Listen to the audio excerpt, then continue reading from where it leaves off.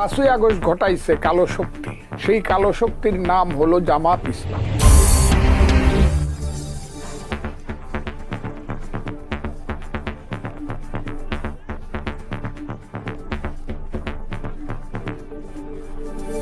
সম্প্রতি একটি টেলিভিশন টক শোতে অংশ নিয়ে বিএনপির চেয়ারপারসনের উপদেষ্টা অ্যাডভোকেট ফজলুর রহমান বলেন, যারা 5 আগস্ট ঘটিয়েছে কালো শক্তি, সেই কালো শক্তির নাম হল জামায়াতে ইসলাম।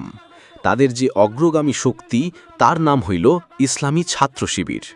সার্জিস আলামরা যারা এইটার অভিনয় করছে, 5 আগস্টের অভিনেতা যারা, আমি তাদেরকে নেতা বলতে আর চাই না, তাদের আমি অভিনেতা বলবো।